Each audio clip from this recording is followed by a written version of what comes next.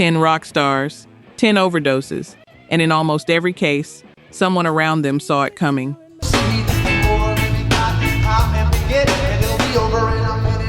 The band, the label, sometimes the artists themselves, saying it out loud, into a microphone, and nobody doing enough.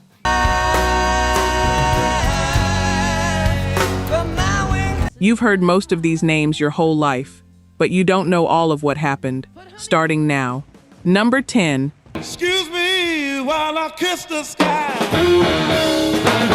Number 10. Steve Clark, Def Leppard.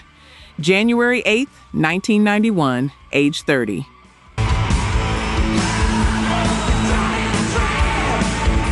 Before he was the riff master, before Pour Some Sugar on Me and Photograph and Rock of Ages.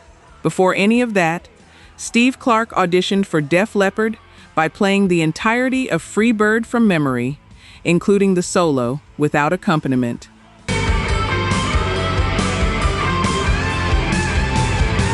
The band didn't need to hear anything else. He co-wrote almost everything. He and Phil Collen built the dual guitar architecture that defined the band, and that brought Hysteria to 15 million copies sold.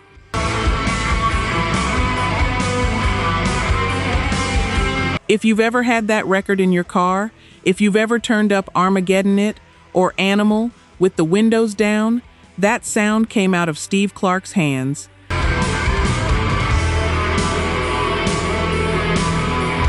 But here's the thing most Def Leppard stories rush past. By the mid-1980s, while the band was making Hysteria and carrying the incredible weight of everything that followed Rick Allen losing his arm on New Year's Eve,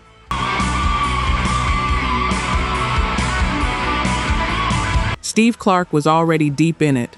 Alcohol, prescription drugs, a problem he'd been managing and hiding for years.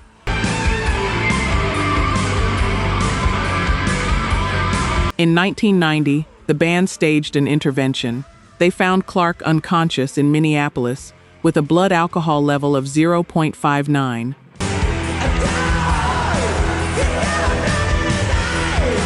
Just so you understand what that number means, John Bonham's blood alcohol was 0.41 when he died. Clark's was higher.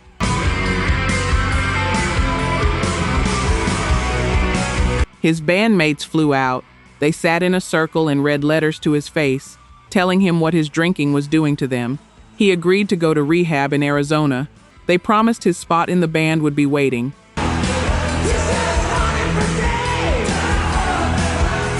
Here's what nobody planned for. In rehab, Clark met another patient named Janie Dean. She was recovering from heroin addiction. They fell in love. They made promises to each other, and once they left, they started enabling each other instead.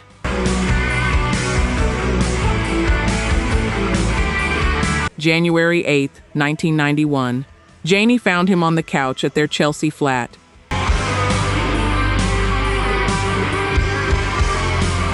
He'd been to the pub the night before, come home, gone to sleep. He never woke up. Respiratory failure from excess alcohol combined with antidepressants and painkillers.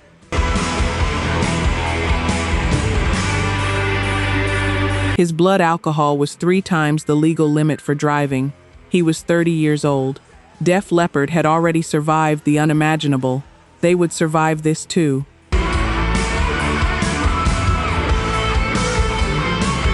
But something irreplaceable was gone. You can hear the gap in everything they made after.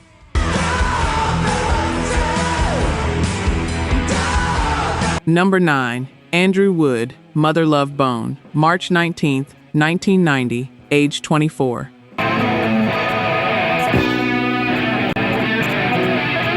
Here's a fact that might reframe how you think about 1990s rock. If Andrew Wood had lived, Pearl Jam probably doesn't form. Temple of the Dog definitely doesn't.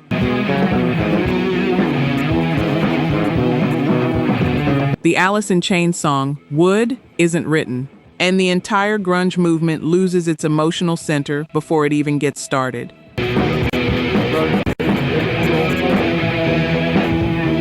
Andrew Wood was the frontman of Mother Love Bone.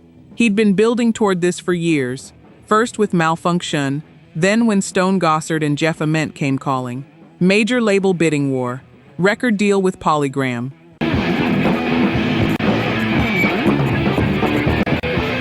Their debut album, Apple, was scheduled for April 1990.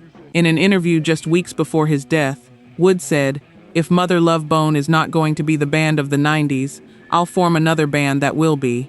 He meant it.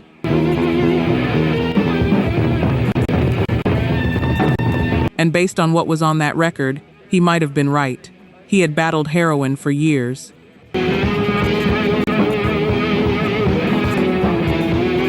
By early 1990, he was 161 days clean. His girlfriend Xana would later say he seemed different, like he'd found solid ground.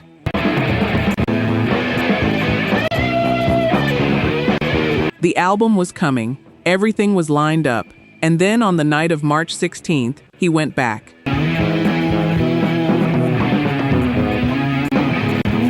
His girlfriend found him unresponsive. She said by the time the ambulance arrived, they were already asking her to sign forms. You will never hear surf music again. Andrew Wood's brain had swelled. He was kept on life support for 3 days so his family and bandmates could say goodbye.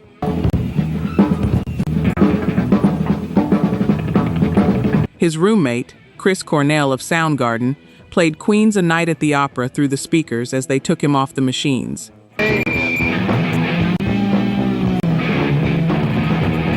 March 19, 1990. He was 24 years old. Apple was released 4 months later, posthumously. It peaked at number 77 on the Billboard charts.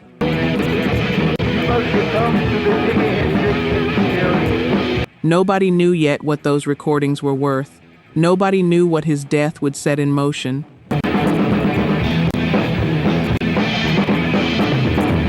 In the months after, Cornell wrote tribute songs. He pulled together Gossard, Ament, Mike McCready, and a young singer named Eddie Vedder.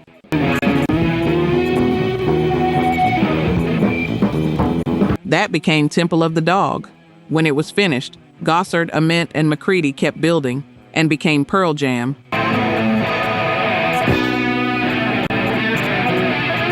Jerry Cantrell wrote Wood about his friend who was always full of life and never made it out.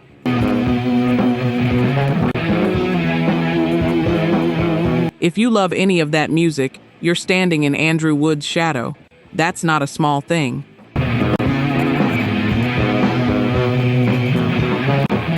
Let's look at the numbers. Only 9% of you are actually subscribed. Honestly, that's tough to see. Our team spends days hunting down archives and verifying every single fact just to tell these stories right. If you've made it this far into the video, you're clearly part of the community, so please hit subscribe. It costs nothing and helps us immensely. Now, for those already subscribed, very few of you have made the jump to our membership, and that's a hard pill to swallow because you're the ones who know our value best. If this channel has moved you or inspired you, consider joining. It's the price of one coffee, but it's the literal fuel for this channel.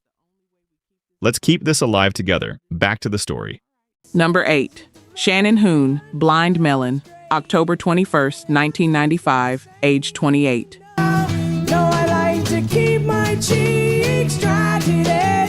There are deaths in rock music that feel like the industry's fault. There are some that feel like the artists'. And then there are deaths where you look at the whole picture and just think, almost, he almost made it. It's a pretty plain, and I like your point of view. Shannon Hoon is the singer with the B-Girl, No Rain. The debut album sold 3 million copies. Blind Melon were everywhere in 1993. And if you know that story, you know Hoon wasn't just the face of it. He was the one who wrote Change in a room by himself before anyone was listening, before any of this existed.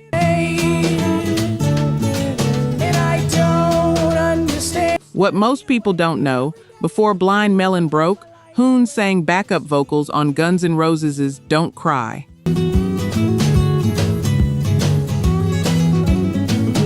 He appeared in the video. He performed the song live with the band multiple times. He was part of that world before his own band had a deal.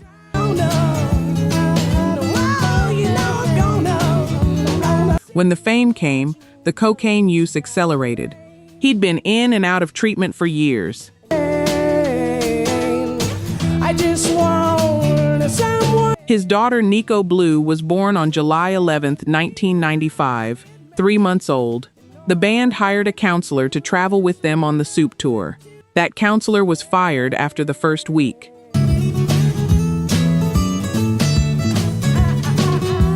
October 20th, 1995. Blind Melon played in Houston. The show was a mess. He was clearly high, forgetting lyrics, barely holding it together.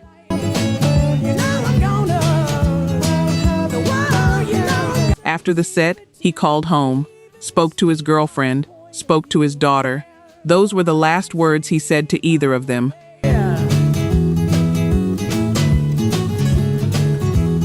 The tour bus pulled into New Orleans overnight. Shannon Hoon spent those hours doing cocaine.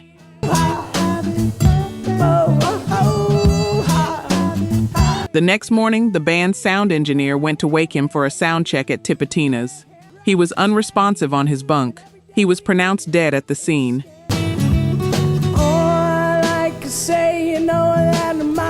October 21st, 1995. He was 28 years old. His daughter was 3 months old.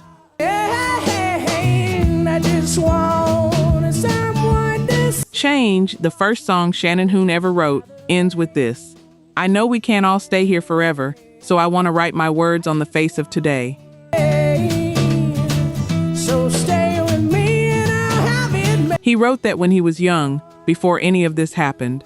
Sometimes people know things without being able to stop them, and I don't know what to do with that.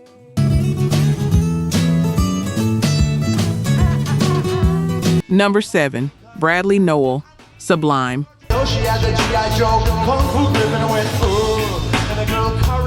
May 25th, 1996, age 28, 7 days. He was married for 7 days.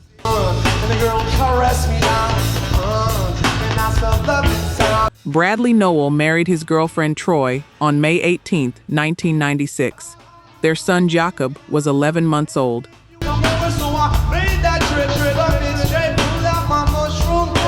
The self-titled Sublime album was finished and sitting at MCA Records, waiting for a July release. Something was about to happen for this band. You could feel it in the record.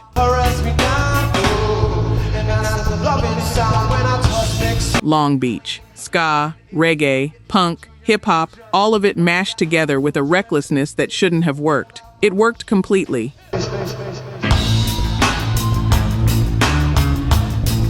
If you've ever heard What I Got, or Santeria, or Wrong Way, you already know how it landed. You've already lived with it. Bradley Nowell never heard any of it on the radio.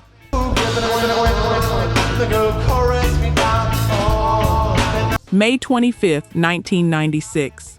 1 week after the wedding, Sublime was playing a string of Northern California dates.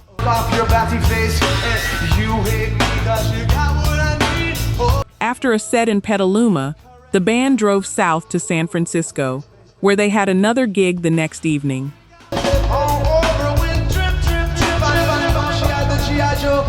Nowell and drummer Bud Gaw shared a room at the Ocean View Motel. Sometime in the early hours of the morning, Nowell shot heroin.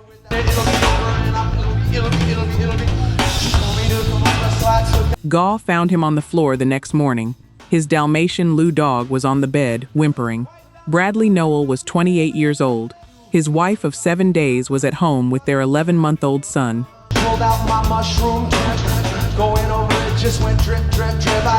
The album came out July 30th, 1996, 2 months after his death, and it sold millions of copies.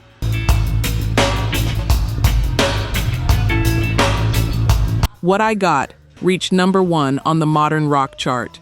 Santeria, Wrong Way, Doin' Time, all of it, massive, without him ever knowing.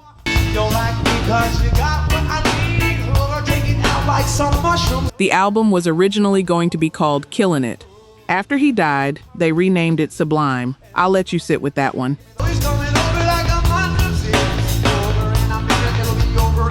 Some of you know exactly what it feels like to watch something you built finally take off and not be there to see it. That's where Bradley Nowell is permanently frozen. 7 days married, 2 months from his own legend.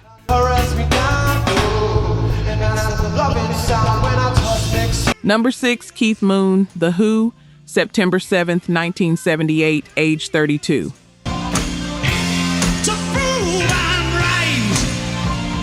The most darkly ironic death in the history of rock music might belong to a man who was, for the first time in years, genuinely trying to live.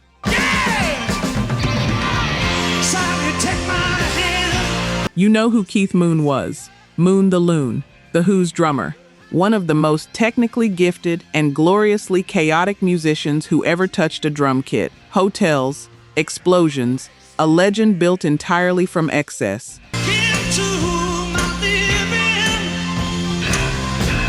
But by 1978, something had shifted. Moon had moved back to London from Los Angeles. He wanted to get clean. He didn't want to do it in a hospital.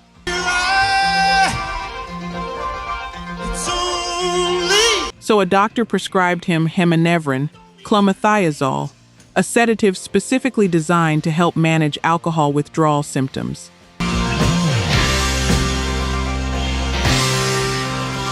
He was staying in a flat at 9 Curzon Place in Mayfair.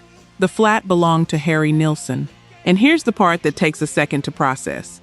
Singer Cass Elliot had died in that same flat 4 years earlier. The mamas and the papas. Same apartment.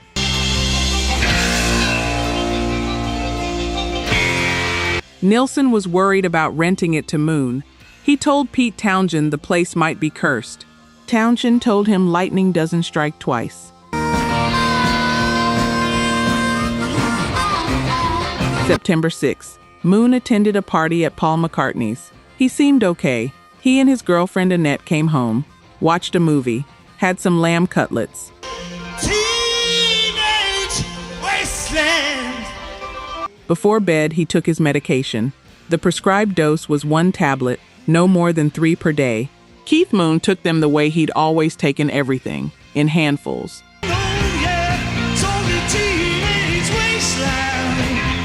When Annette found him the following afternoon, there were 32 clomethazole tablets in his system. 6 had dissolved. The other 26 had not.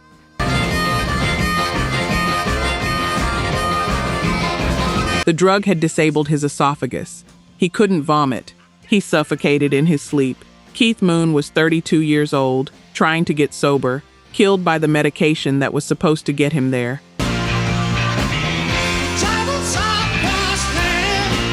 At the funeral, Roger Daltrey told the mourners he still half expected Keith to leap from the coffin and yell that it was all a joke.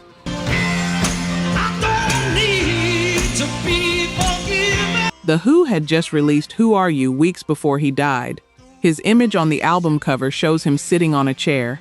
The words printed on the back of that chair, "Not to be taken away."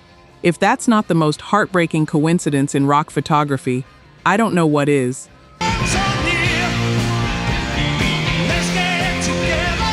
And honestly, that irony, dying from the cure, is something I think about whenever someone talks about how dangerous it is to be seen struggling.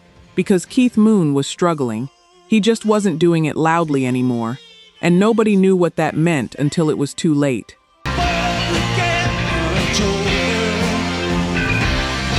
Number 5, Scott Weiland, Stone Temple Pilots, Velvet Revolver, December 3rd, 2015, age 48.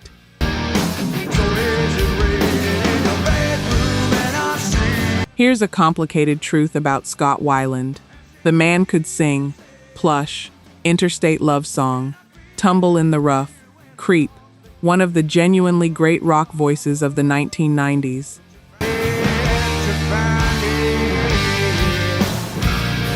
Billy Corgan said it plainly after his death. If you asked me who I truly believed were the great voices of our generation, I'd say it were he, Layne, and Kurt. That's the company. All 3 names, all 3 gone.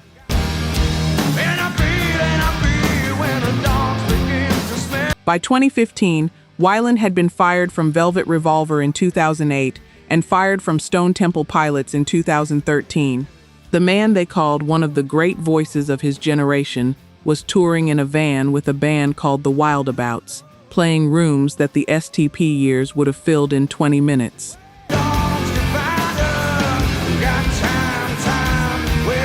December 3rd, tour bus, Bloomington, Minnesota. The band's tour manager went to wake him before a show. He shook his leg. He moved to the shoulders.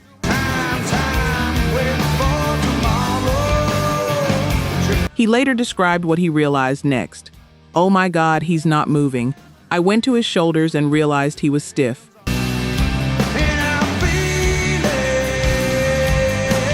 Scott Weiland was 48 years old. The autopsy found cocaine, MDA, and amphetamine with effects similar to ecstasy, and alcohol in his system, along with cardiovascular disease and asthma.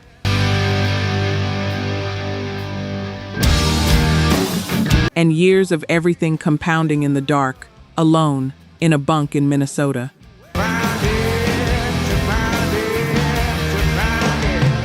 Here's the detail that sits wrong with me, and always will. In the months before he died, David Bowie heard through mutual friends that Weiland was struggling. He tried to reach out. The message was passed along.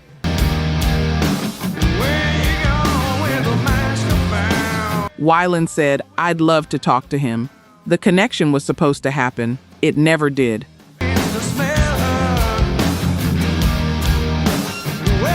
A few weeks later, Weiland was gone. His former Stone Temple Pilots bandmates released a letter the next day. They wrote, "You were gifted beyond words, Scott. Part of that gift was part of your curse."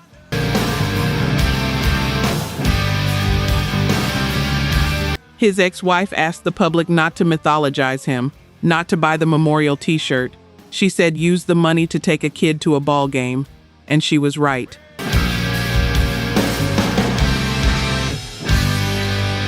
But that doesn't make the songs less real.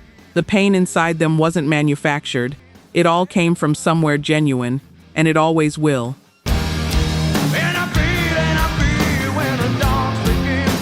Number 4, Layne Staley, Alice in Chains, April 5th, 2002, age 34.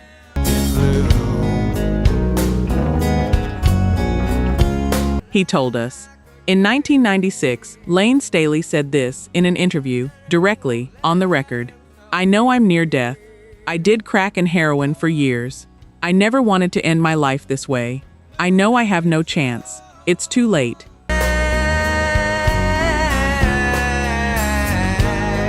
He said that, and then kept living and using for 6 more years, and nobody found a way to reach him.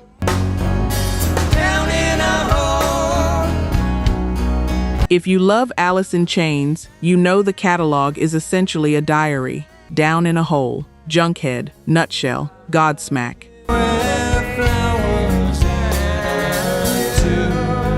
He wasn't writing metaphors, he was telling you exactly what was happening. And the music was so devastating and so real that people loved it.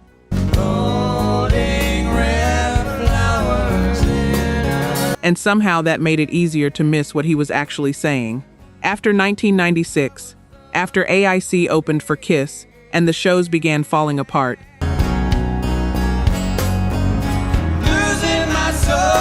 Layne Staley essentially stopped performing.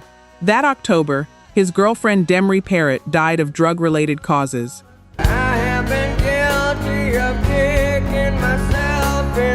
He went on suicide watch and then into full isolation, a Seattle apartment, heroin and cocaine.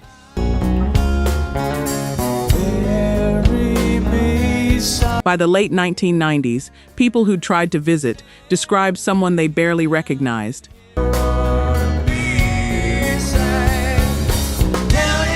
The day before he died, his former bassist Mike Starr came over, saw the state Layne was in, offered to call 911.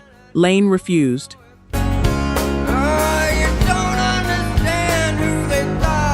They argued. Starr left. Those were the last words they ever exchanged.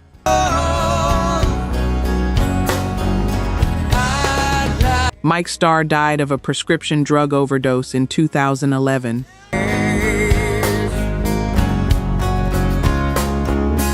On April 19, 2002, Layne Staley's accountants flagged that no money had been withdrawn from his bank account in 2 weeks.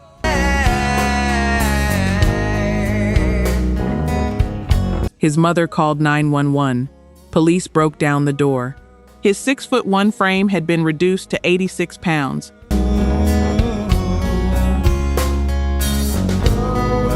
The decomposition was so advanced the body had to be identified through dental records. The medical examiner placed the date of his death at April 5, 2002.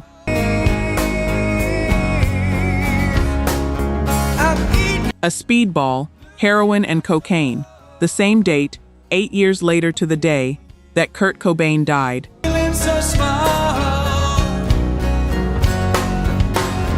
Jerry Cantrell has said that Layne was his best friend. He still visits his grave.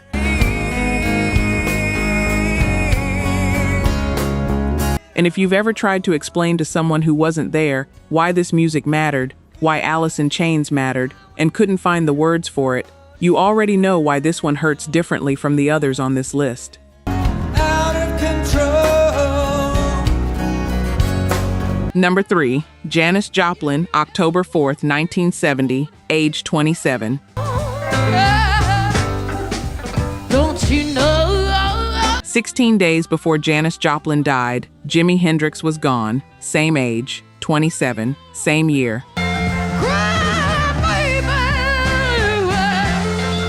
And when it happened to Janis, it still felt impossible, even though the world had already watched it happen once.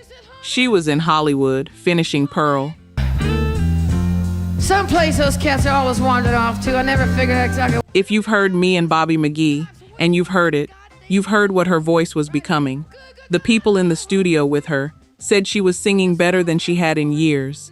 Focused, clear. When he comes back home, there, just like a Capricorn. Producer Paul Rothchild said after her death that she'd seemed to be flowering, that she was discovering things about her voice that were going to carry her for decades. He didn't know what was happening when the cameras weren't rolling. She had been clean for about 6 months. The way I try. But the landmark Motor Hotel, where the band was staying while they recorded, was notorious among musicians. David Crosby later called it close to the street dealers. You know the real thing, we're waiting for you at home. I saw you did. And when the sessions got tedious, Janis Joplin got restless. That's what her road manager John Cook said. And I said, baby, don't you realize? When Janis got bored, she started dabbling again. October 3rd, 1970, she left the studio after listening to the backing track for Buried Alive in the Blues. One day, and I knew one day to... Told producer Rothchild she'd be back tomorrow to lay down the vocals. Went to Barney's Beanery with the band for a few drinks. Went back to the hotel. Today, to take your pain. Her dealer that night had not had his batch tested by a chemist. The chemist was out of town. The heroin was 40 to 50% pure, about 10 times stronger than what she was used to. Several of his other customers overdosed from the same batch that weekend. Or over in New York City, or over in Olima. Janis Joplin died alone in room 105 at the Landmark Motor Hotel. John Cook found her on the floor beside her bed, a cigarette in one hand, some loose change in the other. I mean, really, man. One of these days that cat's gonna wake up and say that to himself. October 4th, 1970. She was 27 years old. Pearl was released January 12th, 1971. It went to number 1. Ain't nobody ever gonna love. Me and Bobby McGee became her only number 1 single. She never heard it on the radio. She never held the finished record.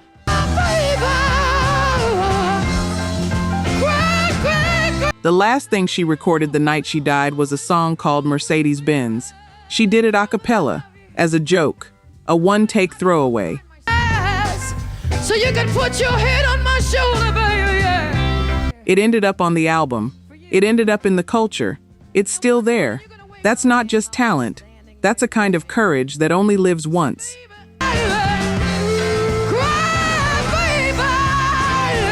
Number 2, John Bonham, Led Zeppelin, September 25th, 1980, age 32.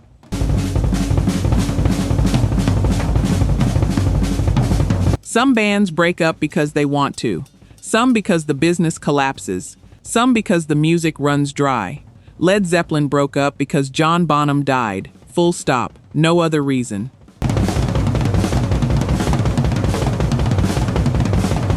And not because of a contractual obligation or a press release, because Robert Plant, Jimmy Page, and John Paul Jones understood something most people only learn too late.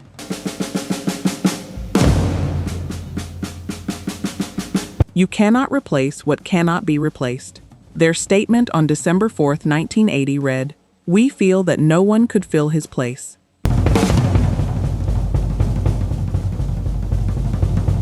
That sentence, from three men who collectively could have rebuilt any band on earth, still hits different when you really read it. We could not continue as we were. 4 words, and they meant them.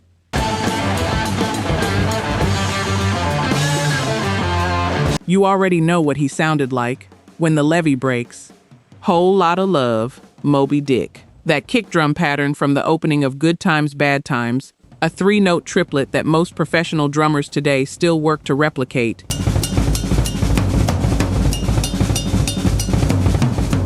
He was 20 years old when he recorded it. He played it like breathing. September 25th, 1980.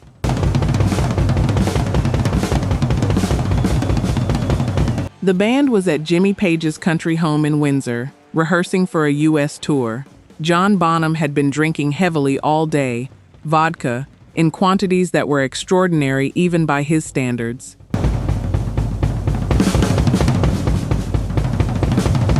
By evening, he went to bed.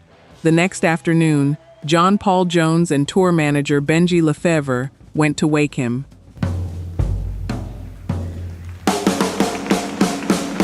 He was unresponsive. The official cause, asphyxia, same mechanism as Hendrix and Joplin, aspiration in his sleep. His blood alcohol level was 0.41.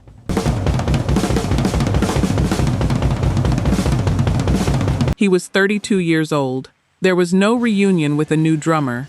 There was no Bonham replacement era. No Zeppelin 2.0.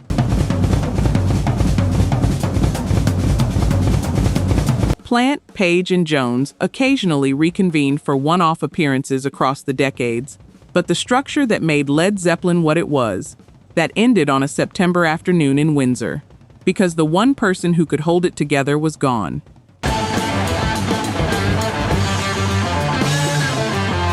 And if you've ever stood somewhere and heard Kashmir come out of a speaker and felt something physically move in your chest, you know what I mean when I say some musicians don't just play music. They make sound into a living thing.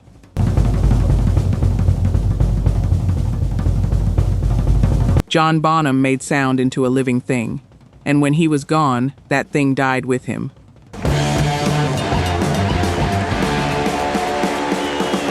Number 1, Jimi Hendrix, September 18th, 1970, age 27.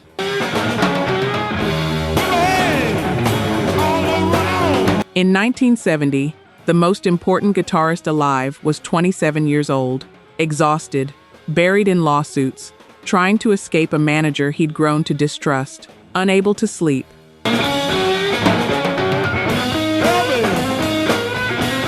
Carrying the weight of having changed everything in about 4 years, from backing guitarist for the Isley Brothers to the defining voice of an era, without a moment to stop and breathe.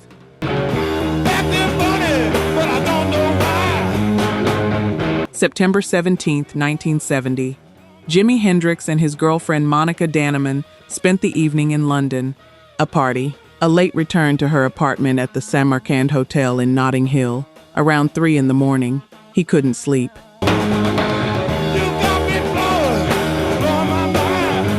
He'd been fighting the flu for days. He took some of Monica's sleeping pills, Vesperax, powerful barbiturates. She had been prescribed them in half-tablet doses.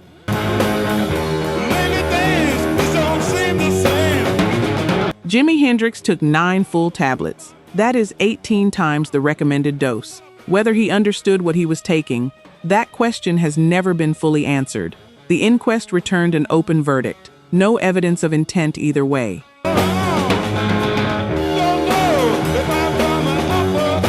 What the toxicology confirmed was this: the barbiturates suppressed his reflexes, his body couldn't protect itself, and Jimi Hendrix died in his sleep at the Samarkand Hotel, Notting Hill, London.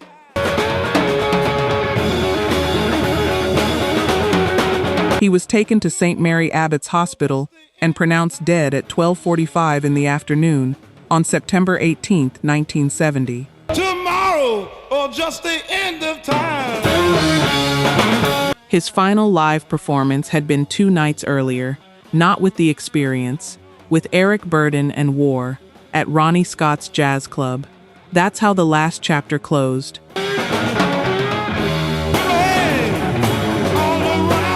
Someone else's gig, someone else's set. You already know what the guitar sounded like. You've heard Purple Haze more times than you can count.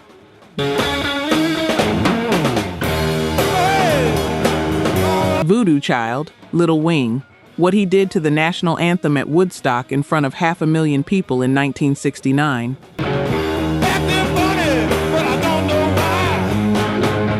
But here's what I keep coming back to, and I don't think I can say this clearly enough. He was 27. He had been playing professionally at the highest level for less than 5 years.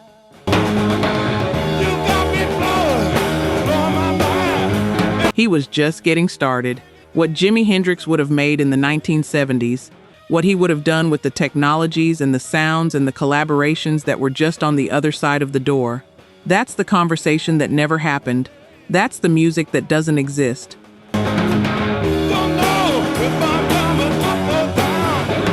And if you've ever heard a song that made you feel something you couldn't explain, something that bypassed language and just landed directly in your chest, you already know why this one sits at number 1, because he's the one who proved the guitar could do that.